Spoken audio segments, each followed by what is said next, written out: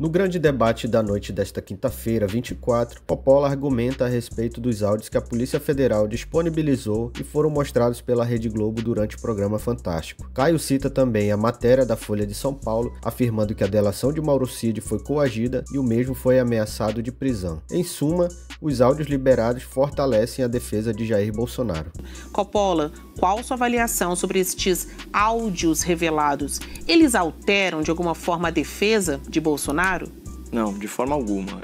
Os áudios revelados pela Polícia Federal, eles fortalecem a defesa do Bolsonaro porque eles são a prova definitiva de que o ex-presidente está sendo injustamente acusado. Vamos recapitular aqui os crimes imputados falsamente a Jair Bolsonaro. Liderança de organização criminosa armada, tentativa de abolição violenta do Estado Democrático de Direito, golpe de Estado e dano contra o patrimônio da União e deterioração do patrimônio tombado. Essas acusações, Basílio, elas são falsas por 4 motivos principais. Primeiro, o depoimento do único delator do caso foi obtido por meio de ameaça. Segundo, as provas colhidas contradizem a denúncia apresentada. Terceiro, a Procuradoria extrapolou as conclusões do órgão investigador. E, finalmente, a denúncia está fundamentada em suposições. Então, para comprovar o que eu aleguei aqui, eu vou usar apenas matérias da Folha de São Paulo, como se sabe, uma publicação cuja linha editorial é de esquerda. Primeira manchete: Cid mudou versão sobre trama em audiência na qual Moraes ameaçou prendê-lo.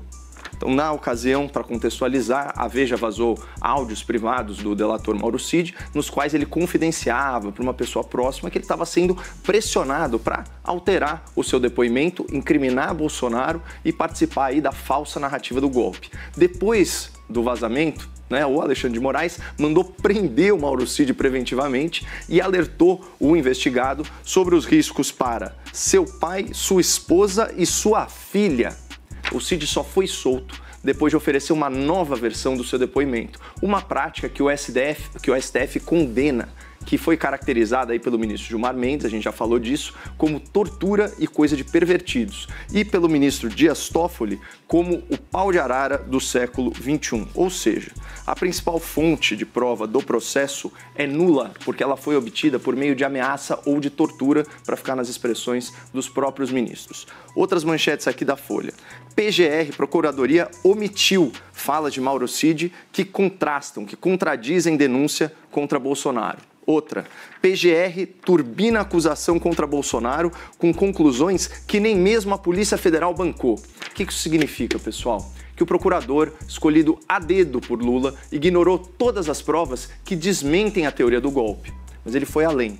Com base em meras suposições, em meras interpretações criativas, ele acusou Bolsonaro por coisas que sequer constam do relatório da Polícia Federal. E aqui mais uma manchete da Folha nesse sentido. Bolsonaro aceitou matar Lula, diz Procuradoria, sem comprovar. Claro que em nenhum momento do relatório da Polícia Federal existe a insinuação de que Bolsonaro aceitou, autorizou, ordenou a morte de autoridades. Pelo contrário, o que a gente sabe é que o Bolsonaro não atrapalhou, nem impediu a diplomação e a posse do Lula, apesar de sofrer pressões nesse sentido. E isso fica constatado pelas mensagens e pelos áudios, tanto do senhor Mauro Cid quanto dos demais militares. Nesses áudios fica clara a convicção desse grupo que o processo eleitoral foi fraudado, seja aí por falhas no sistema eletrônico, ou seja pela interferência indevida do Poder Judiciário, por meio de censura, com decisões tendenciosas, a própria anulação das condenações do Lula. Então, esses militares, eles pressionaram o ex-presidente para viabilizar novas eleições por meio de decretos previstos na Constituição, que envolviam, inclusive, pessoal, autorização do Congresso Nacional. E aí, depois de consultas jurídicas às Forças Armadas, em dezembro, o presidente se convence de que esse não é o caminho a seguir e ele facilita a transição pacífica para o novo governo, inclusive trocando o comando militar a pedido do novo governo. Dessa vez eu vou sair da Folha, eu vou para o Globo. Dezembro de 2022. Bolsonaro nomeia novos comandantes da Aeronáutica e Marinha escolhidos por Lula. Então, pessoal, diante desses fatos aqui, que estão expostos nas matérias às quais eu já me referi, dá para falar que o Bolsonaro liderou uma organização criminosa armada, sendo que ninguém pegou em armas e ninguém cometeu nenhum crime violento? Daria para falar que o Bolsonaro depredou patrimônio público, sendo que ele estava nos Estados Unidos hospitalizado e repudiou os atos de 8 de janeiro publicamente?